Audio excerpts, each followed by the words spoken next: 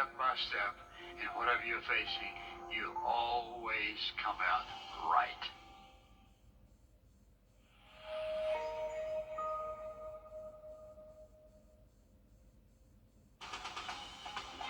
Live from Augusta, you're watching News 12 at 6 o'clock.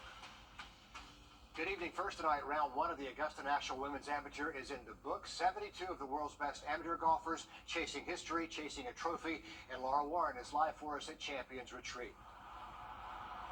A lot of these women went low today after that overnight rain kind of slowed down the greens out here, Richard. A great day for competition, but what we've really noticed is that these women aren't just going to be competing against each other come this weekend. They're going to be competing against the wind, and these wind gusts, they really got a taste of that today out here, Riley. They really did, Laura. We had max wind gusts close to 50 miles an hour reported at Daniel Field. This was thanks to strong storms that started 5 later into the day. Have a look at the rest of the week for you coming up in just about 10 minutes. Riley, thanks a lot. So round one of the Augusta National Women's Amateur is a wrap. A challenging day out there for players with changing course conditions and that strong wind after the overnight storms. Despite the breezy conditions, we saw 11 rounds in the 60s today, the most ever at Champions Retreat in this tournament. Laura Warren, live for us at the course. Yeah, these women certainly came to play today. As you mentioned, we saw a lot of women go low despite those wind gusts whipping. Some people got unlucky. A gust of wind would come up right in the middle of their shot, and then it was just downhill from there. But as you mentioned, we even saw some eagles on the course today, so just a really great day for golf. I want to bring in sports director Dan Booth to talk about the leaderboard, and it seems like a lot of these women have something to prove, Dan. Laura, you know, one of these events, there's just so much hype and the gravity, and you can feel that when the players took the course, regardless of the field conditions, they were out there doing everything that they could to capitalize on playing in a major event like this. And with those delayed tee times that we had, once again, when they finally did hit the course, they were out there doing everything they could to make the most of the opportunities in front of them. Now, when you look at this day out here, the combination of the wind and the rain had players and patrons holding their hats throughout the whole day. We had bad hair days for most of the day. It was an incredible run for a lot of these golfers, between 2022 champion Anna Davis placing the ball right at the pin from the 10th fairway, or world's #1 ranked women's amateur golfer Ingrid Lindblad putting on a clinic in the mid to short game. There were plenty of examples of players taking advantage of the soft and slower greens while firing at the flags and putting all the way on most of the greens out here at Champions Retreat. One of the players who definitely made the most of her opportunity out here today is South Carolina's Hannah Darling. The Gamecock stands alone atop the leaderboard after shooting a 6 under 66. This is Darling's third time competing in the Augusta National Women's Amateur. She started out on fire today with 6 birdies in her first 9 holes, including 3 straight to start the day. She grinded out several pars on the back 9 to finish a really impressive day. The mental side of it, the way I thought my way around the golf course was great today. You know, I was really disciplined. Me and my caddy, we made some really smart targets, and we were just hitting committed shots to those targets. And you know, I hit pretty much every shot today was great, and I didn't hit every great golf shot, you know, but we hit great shots to our intention and to our target. So, you know, it's a credit to that.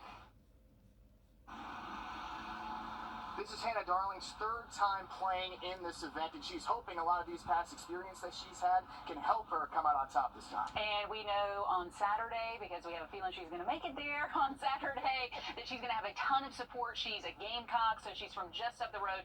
It's going to feel like a home stage for her. No doubt. And it really is. You could feel it, too. She had a little bit of the crowd following her for most of the day, too, which is even more impressive. So we're hoping that momentum continues for her. And when we're talking about the patrons that they'll see out at Augusta National, a lot different scene than we saw today. It's laid back. It's very chill out here. But on Saturday, it is the Super Bowl for these women. It is a stage unlike any other. And that's the whole point of this. It's growing the game of golf for the next generation. We caught up with a couple today who is trying to begin growing the game very early for their next generation. So I met Taylor my first year at Presbyterian College. We both played golf there. At first, they just shared a golf coach. Had similar energies and became friends really quick. Now they share a last name. They live in Augusta, and they're eagerly awaiting the arrival of their first child, a baby girl to be named Holly. It's a family name, but it's conveniently the name of the 18th hole at Augusta National, too. You know, it was definitely more of a coincidence that it lined up like that, but I do think it does put a fun element. Got to bring golf in there somehow. I can imagine the day that we take her to Augusta National for the first time and, you know, show her that she shares the same name with such an iconic hole. As patrons of this year's Augusta National Women's Amateur Tournament, the impact of what this is doing for women's golf hits a little closer to home. Man, I really hope Holly wants to play golf. I want this to be her so bad. Me too. I feel like it taught me so many important lessons. Patience, confidence, integrity, honesty, and I think those are things that would make for a well-rounded girl. And playing amateur golf on this stage certainly raises the stakes. I was never even really into LPGA much because it seemed like such a reach. But these could have been girls that I could have easily played against in high school and in college. Taylor coached a high school girls golf team for 3 years in Atlanta, and 2 of those years they won state. Well, girls golf is so much more competitive across the board than it used to be when I played. The girls on the team that I coached were incredible, and the schools that we played against were incredible. So a tournament like this brings a level of competition that I think is new for girls in golf. So as they walk around Champions Retreat, dreaming about the future for their family and the future of women's golf, I can't believe how fast these greens are. they're encouraged. The sky is the limit for their baby girl. And Holly will certainly have the genes for it. Listen to this. Taylor's dad won the U.S. Senior Am and the Canadian Senior Am in 2022. Carson is trying to qualify for the State Am in Georgia, which happens to be the week that Holly is due. So we'll see how all of that goes. And I think the sponsorship is already in the bag for this baby because, come on, her mom's name is Taylor. She's tailor-made. It doesn't really get much easier than that. This is going to be a golf baby for sure. Yeah, it's absolutely poetic. I mean, how much you just got to put her on a course at this point, right? Yeah, exactly. She's already out there. And really, this is what it's about, growing the game for that next generation. And today, some high school students who are golfers themselves got the chance to be out here and see their future if they keep after it. Well, just 2 miles down the road, literally right in their backyard, Greenbrier girls golfed won state last year. It was the first state title ever in program history. Today, they were honored with it by Fred Ridley, even Denton Castle and Anna Davis. What place did she get last year? You don't have to look too closely. Where'd that go? Talk too loudly. Okay, push on the green. It's not a bad shot at all. To see what this day means to them. I think it's one of my top 5. It was pretty awesome. Hope we can see y'all out here playing in the next couple years. In a place they call home. I think it's kind of funny. I find it a little hilarious that we've played this course so many times and they're out here playing this course, and I'm like, I didn't have to do any traveling. Like, it took me about 6 minutes to get here. Great ball. They know the struggles. Oh, just 2 putting out of there. The notes of the course. Get in there. The hardest part I always say is the greens. They can be very fast, very slow. It just, you gotta get them right. But definitely the greens and the bunkers are definitely probably the hardest for all these courses. To see, like, oh, I would have definitely done that as well, to kind of like feel better about my game. To one day play theirs. Some of these girls I've actually played with in some tournaments, and to see how they've got here, and it kind of gives me that like extra push to like, I can also be up here too. It gives me that confidence that I can do the same thing too. I absolutely love what Reagan just said there. I can do it too.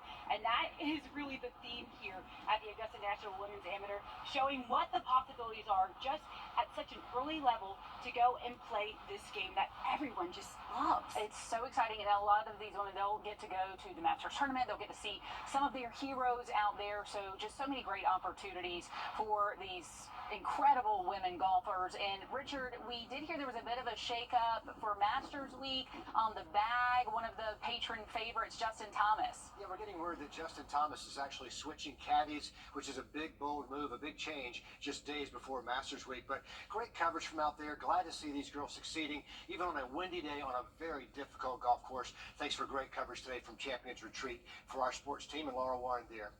In the news today, also, former U.S. Secretary of State Condoleezza Rice spotted at Champions Retreat this morning. Rice, of course, one of the first 2 women to be admitted as members at Augusta National. Great to see her there supporting these players at Champions Retreat before they make that turn and play on the big course at Augusta National. Exciting day there today.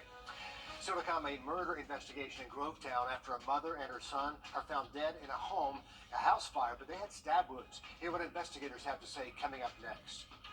And the good news is we do look dry over the next several days, but that wind is not going to calm down anytime soon.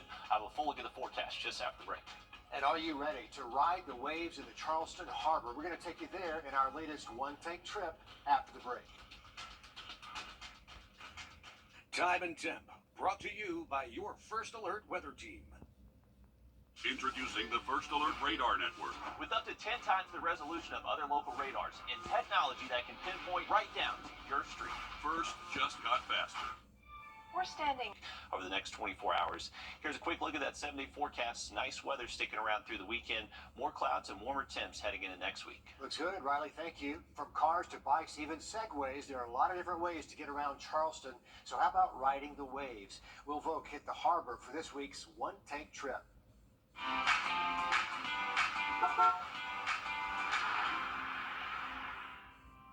I'm driving on the iconic Ravenel Bridge, and this is a very popular way to cross Charleston Harbor. But you know what?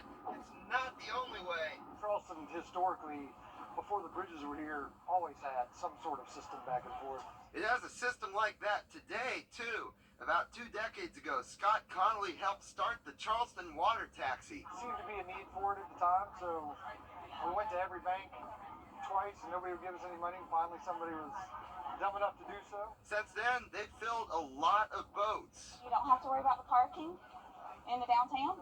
You just get dropped off. The water taxi stops at 4 different locations around the harbor every hour. Ashley Rutledge thinks it's a great way for her family to get around. He loves the water, and we thought this would be a neat little way to commute back and forth for the day. Even if you're not trying to commute and you just want to go for a ride, you can, all day for $17. Connolly says it's a great way to see dolphins and some of Charleston's landmarks. There are so many people that don't have the opportunity to get out on the water, and that's kind of was our other big motivating factor is we wanted it cheap enough for everybody to have a chance to get out and see our city from how they used to see it when they got here. In Charleston, we'll vote on your side. A great way to spend the day there. Find out more about when and where you can experience that water taxi on our website. Still to come on News 12 at 6 o'clock, Grovetown police searching for answers in a double homicide investigation. We may never get what the true motive was. First Alert Automotive Group. I'm Chip Lewis with 64 Insurance Group. The Medicare enrollment process can be overwhelming. Let us take that burden off your shoulders. We're local and we're here to help. Don't wait till you're 65 to call. Are64.com. Do you know why we have... Plus, Chief Meteorologist Riley Hale for your First Alert. Never took you for a mariachi guy. Really not a huge fan, but seems to be all of us do these days.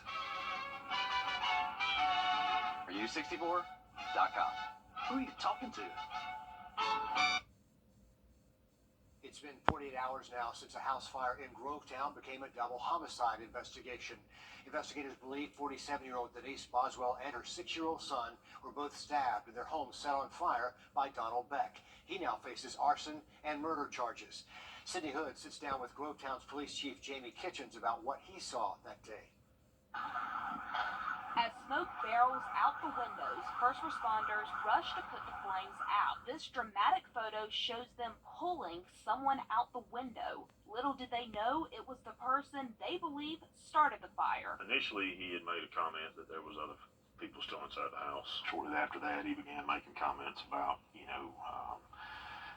just let him die, things like that, which was suspicious. It was enough to leave Donald Beck with murder and arson charges. Beck is accused of stabbing Denise Boswell and her 6-year-old son, barricading the doors to the house, and then setting it on fire.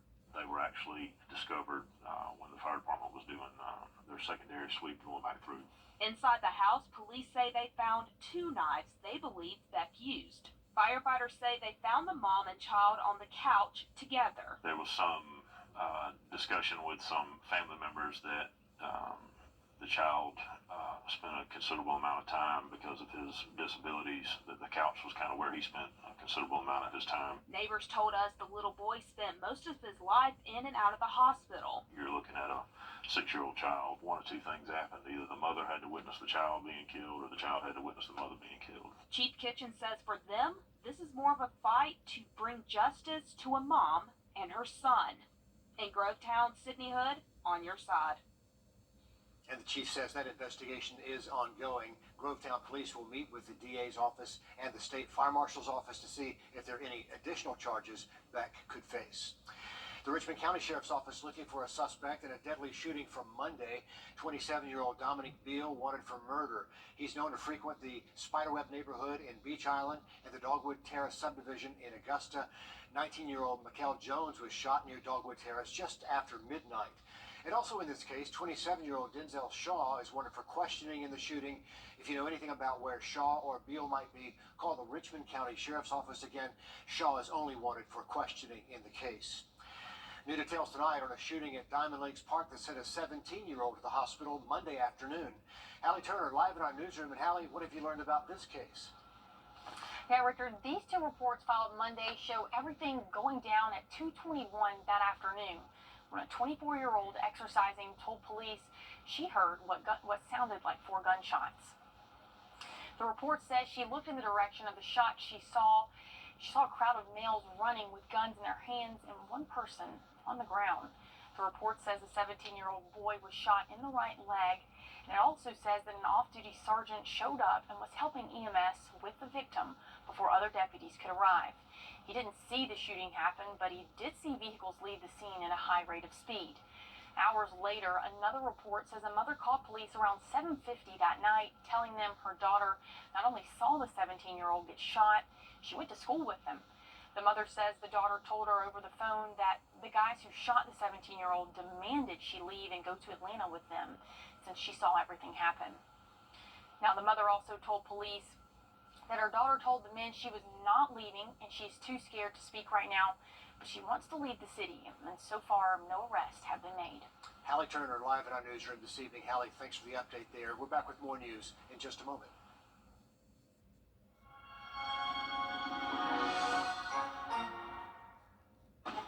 Injury. Look at that 7-day forecast. Remember, it is going to stay windy tomorrow. We'll likely see sustained winds between 15 to 25 most of the afternoon. Wind will be less of a factor Friday into the weekend, and luckily we're hanging on to plenty of sunshine the next several days. Going to get back some cool mornings, though, down in the upper 30s. Our next live update comes at 7 o'clock over on 26 News. Thanks for watching. We'll see you there, or we'll check in again here at 11. Thanks for watching.